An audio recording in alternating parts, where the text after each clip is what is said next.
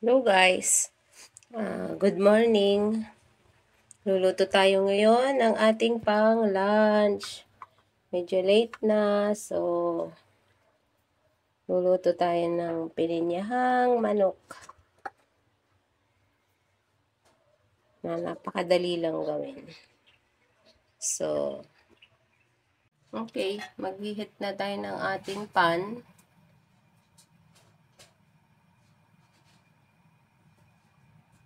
Para tayo mag-saute-saute. So, kaya na tayo ng mantika.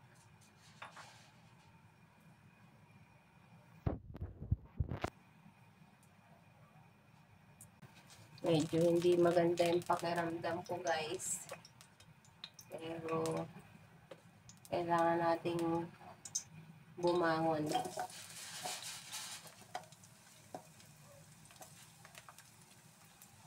Sabihin natin yung ating onion.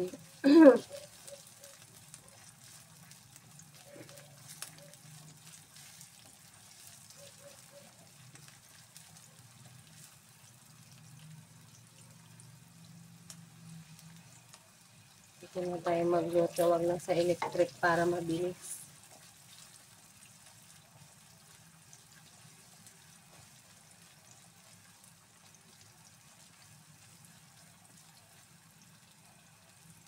Ayan natin ang garlic.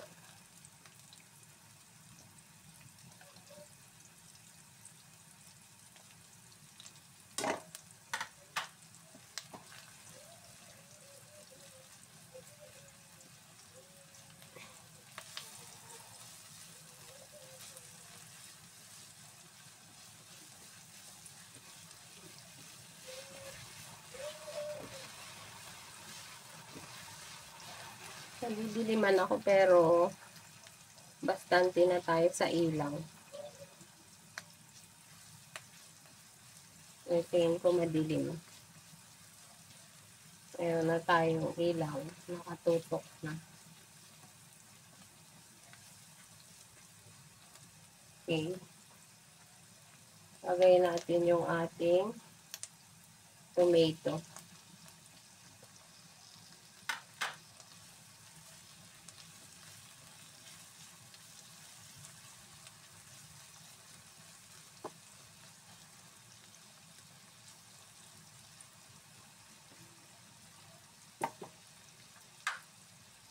Tomato. Tapos lagay natin yung ating chicken. Ayan lang natin siya dyan.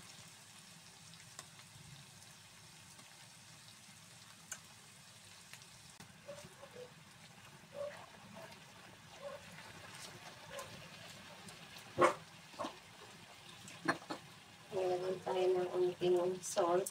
Yung ilang. Hayaan lang natin na mag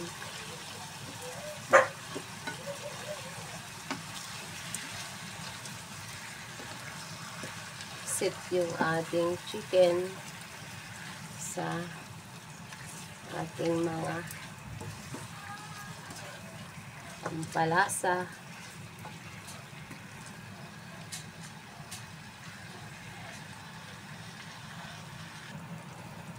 Tatakpan muna natin siya para mas mabilis na luto. Ng turmeric dahil medyo masama yung aking tiyan, pati ang aking boses. Dahil yung panahon natin ngayon ay uulan, aaraw. Tapos aaraw, uulan.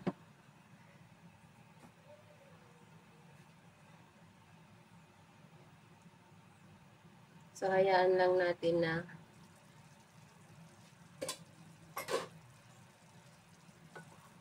rin natin. Yan na, para mawala yung mga dugo-dugo sa ating chicken.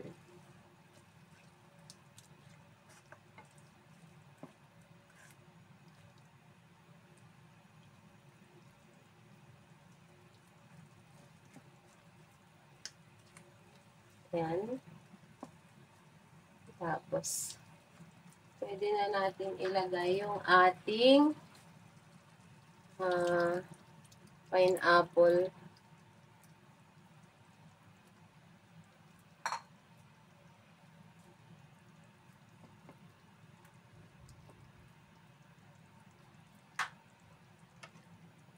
Maglagay tayo ng paminta.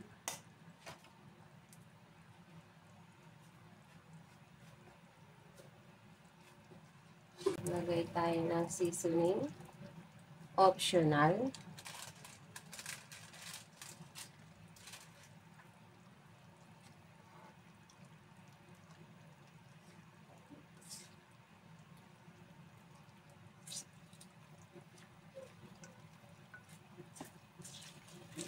At dahil mabilis lang maluto ang chicken,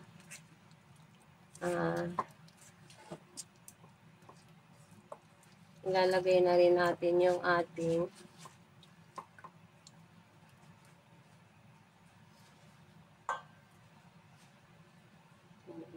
kamatis, ating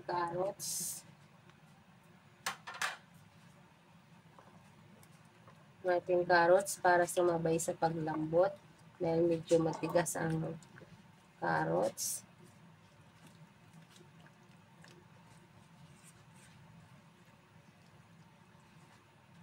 Yung ating tomato ang nagbigay ng liquid, so hindi na not necessary na nalagyan natin ng water. Later na lang if needed pa, pero I guess hindi na kailangan.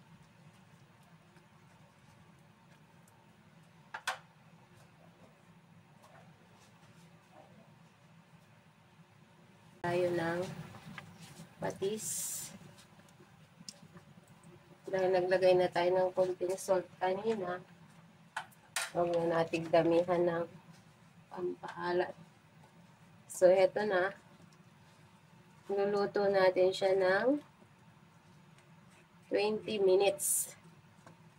Babalikan natin siya after 20 minutes. So, takpan muna natin ulit. Medyo grabe yung dizziness ko talaga. So, babalikan natin siya after 20 minutes. Okay, after 20 minutes, check natin. O, diba? Wala tayong nilagay na tubig. Kasi yung chicken, guys, nagtutubig yan. Talagang hindi na kailangan natin na lagay pa ng tubig.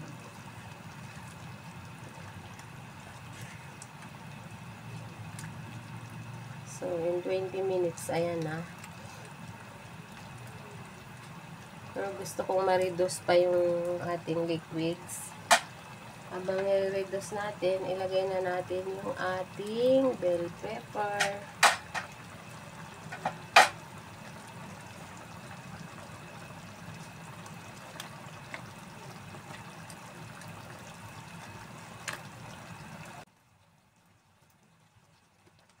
So, bababain pa natin yung ating sabaw. Ayoko lang masabaw. Okay. Balikan natin siya in 5 minutes. Check natin ulit. Ayan, medyo nag-listen out na yung ating sabaw. Yung sabaw ng about time para maglagay tayo ng ating coconut milk. Pwede kong evaporated, pwedeng fresh milk ang ilagay natin. Pero mas gusto ko ang coconut milk.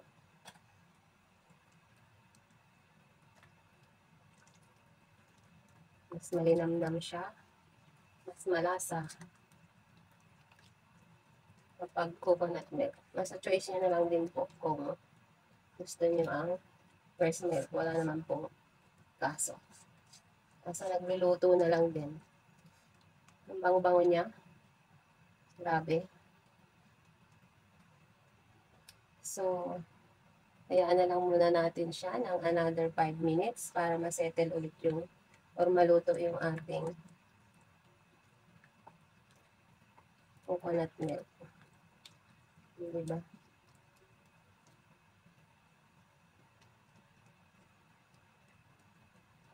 So, takpan natin para mas mabilis. Tansyahan na. Wala na talagang tikim-tikim yan. Alam ko na yung lasa. At sa tagal natin nagluluto, tansyado ko na yung lasa, yung panlasa ko. So, cook natin ng another 5 minutes para sa ating gata. Okay? Check natin. Ayan na po. Napaka-creamy niya na. So, luto na ang ating pineapple na chicken. So, magpe-plating tayo, guys. Gusto ko sana dito napakaraming pineapple. Ang problema, bawal sa akin dahil ako ay may GERD. Aasim. Favorite ko yung pineapple, pero dahil ang recipe natin ay may pineapple, kailangan ko maglagay ng pineapple, pero kailangan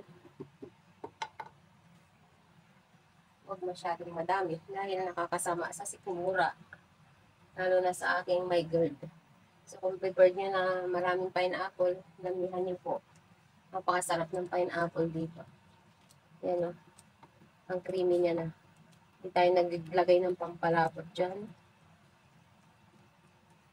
Talagang natural yung pagka-creamy niya. Napakabango pa.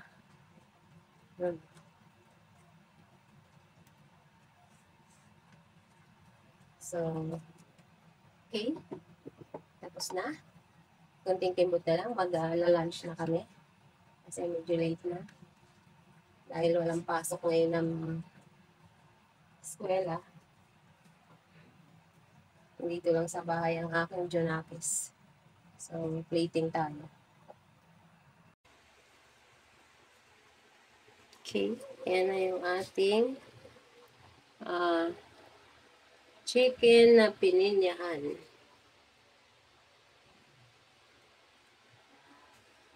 May magla-lunch na, guys. At thank you for watching. Para makapag-rest naman ako dahil masama talaga yung aking pakiramdam. Bumoto lang ako kahapon. Sobrang init. Pag uwi ko, masama na yung pakiramdam ko until now. Pinilit kong bumoto.